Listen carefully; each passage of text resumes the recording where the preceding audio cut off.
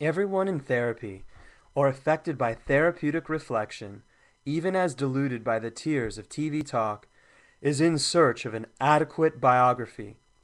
How do I put together into a coherent image the pieces of my life? How do I find the basic plot of my story? To uncover the innate image, we must set aside the psychological frames that are usually used and mostly used up. They do not reveal enough. They trim the life to fit the frame. Developmental growth, step by step, from infancy through troubled youth to midlife crisis and aging to death. Plotting your way through an already planned map, you are on an itinerary that tells you where you have been before you get there. Or, like an averaged statistic foretold by an actuary in an insurance company, the course of your life has been described in the future perfect tense. Or, if not the predictable highway, then the offbeat journey, accumulating and shedding incidences without pattern, itemizing events for a resume organized only by chronology. This came after that. Such a life is a narrative without plot. Its focus on a more and more boring central figure, me, wandering in the desert of dried out experiences. I believe we have been robbed of our true biography, that destiny written within the acorn. And we go to therapy to recover it. That innate image can't be found, however, until we have a psychological theory that grants primary psychological reality to the call of fate. Otherwise, your identity continues to be that of a sociological consumer determined by random statistics, and the unacknowledged daemons urgings appear as eccentricities, compacted with angry resentments and overwhelming longings. Repression, the key to personality structure in all therapy schools, is not of the past, but of the acorn and the past mistakes we have made in our relation with it. We dull our lives by the way we conceive them. We have stopped imagining them with any sort of romance, any fictional flair. So this book also picks up the romantic theme, daring to envision biography in terms of very large ideas such as beauty, mystery, and myth. In keeping with the romantic challenge, this book also risks the inspiration of big words such as vision and calling, privileging them over small reductions.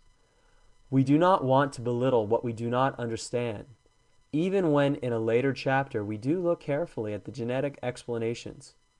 We find mystery and myth there too. At the outset, we need to make clear that today's main paradigm for understanding the human life, the interplay of genetics and environment, omits something essential, the particularly you feel to be you, the particularity that you feel is you. By accepting the idea that I am the effect of a subtle buffeting between heredity and societal forces, I reduce myself to a result. The more my life is accounted for by what already occurred in my chromosomes, by what my parents did or didn't do, and by my early years now long past, the more my biography is the story of a victim. I am living a plot written by my genetic code, ancestral heredity, traumatic occurrences, occasions, parental unconsciousness, societal accidents. This book wants to lift the pale of victim mentality from which individual people cannot recover into the theoretical paradigms that give rise to the mentality that have been seen through and set aside. We are victims primarily of theories before they are put into practice. The current American identity as victim is the tail side of the coin whose head brightly displays the opposite identity, the heroic self-made man, carving out destiny alone with an unflagging will. Victim is the flip side of hero. More deeply, however, we are victims of academic, scientific, and even therapeutic psychology, whose paradigms do not sufficiently account for or engage with, and therefore ignore the sense of calling, that essential mystery at the heart of each human life. In a nutshell, then, this book is about calling, about fate, about character, about innate image. Together they make up the acorn theory, which holds that each person bears a uniqueness that asks to be lived, and that is already present before it can be lived. Before it can be lived raises doubts about another principal paradigm, time. And time that takes survey of all the world must have a stop. It too must be set aside. Otherwise, the before always determines the after, and you remain chained to past causes upon which you can have no effect. This book devotes more of its time to the timeless, attempting to read a life backwards as much as forward. Reading life backwards enables you to see how early observations are the sketchy pre-formation of behaviors now. Sometimes the peaks of early years are never surpassed. Reading backwards means that growth is less the key biographical term than form, and that development only makes sense when it reveals a facet of the original image. Of course, a human life advances from day to day and regresses, and we do see different faculties develop and watch them wither. Still, the innate image of your fate holds in the co-presence of today, yesterday, and tomorrow. Your person is not a process or a development. You are that essential image that develops. It is, if it does, you are that essential image that develops. If it does. As Picasso said, I don't develop, I am. For this is the nature of an image, any image. It's all there at once. When you look at a face before you, at a scene out your window, or a painting on the wall, you see a whole gestalt. All the parts present themselves simultaneously. One bit does not cause another bit or proceed it in time. It doesn't matter whether the painter put the reddest blotches in last or first.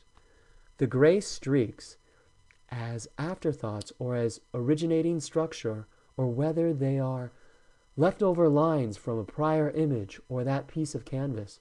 What you see is exactly what you get all at once in the face too. Its complexion and features form a single expression, a singular image, given all at once. So too, the image in the acorn.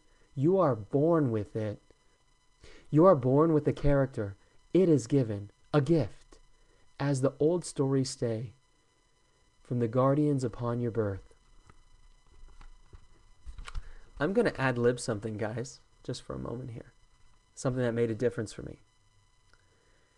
The other night when I went out, before I went out, I read this line. We dull our lives by the way we conceive them. And in the last 60 seconds, before I get on with my reading, and at a risk to empowering some people, we dull our lives by the way we conceive them. Think about it. What are you doing today, or tonight, or tomorrow? Are you saying to yourself, wow, how exciting? Or you're saying to yourself, this is another boring thing.